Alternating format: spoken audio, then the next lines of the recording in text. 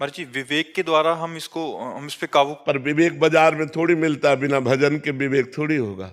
बुद्धि तो सबके है, विवेक कहाँ है? विवेक तो बिनु सत्संग विवेक न होई, और राम कृपा बिनु सुलभ न सोई। भगवान की कृपा से जैसे आज आपको संत समागम मिला है, यदि आप इसे स्वीकार कर लें और भजन करने लगे तो आपका मंगल हो जाएगा। अभी हम इनसे कह रहे थे, ये कहते महाराज जी आज आपको कष्ट है, तो हम कहा तुम्हें सच्ची बताएं, हमारा हृदय इतना आनंद में है कि हम तुम्हें कैसे बताएं। शरीर कष्ट में है लेकिन हृदय इतने आनंद में है। अगर हमारा हृदय आनंदित है और शरीर पीड़ा से, तो क्या फर्क पड़ता है?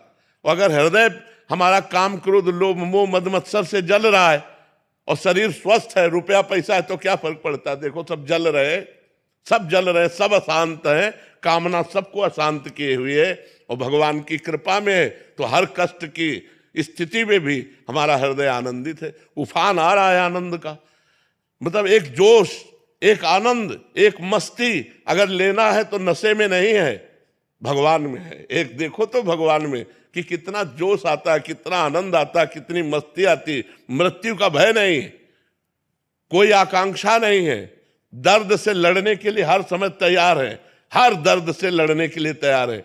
किसके बल से? भगवान के बल से। यदि भगवान का बल आप लोग नहीं स्वीकार करेंगे तो संसार का बल रौंद देगा आपको। काम क्रोध लोभ मोह मद मत्सर ये नष्ट कर देंगे।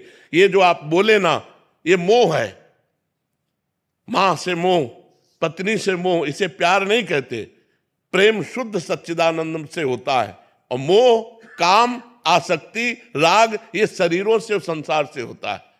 तो इसलिए उठो, जागो, तुम सच्चिदानंद स्वरूप हो, तुम भगवान के अंश हो, तुम भगवत भक्ति के द्वारा इस माया पर विजय प्राप्त करो, ना कि माया के द्वारा रौंद दिए जाओ। इसलिए नाम जप करो, गंदे आचरण छोड़ो, गंदा भोजन छोड़ो, तो तुम्हारी बुद्धि शुद्ध हो जाए। शुद्ध बुद्धि में ज्ञान का प्रादुर्भाव होता है।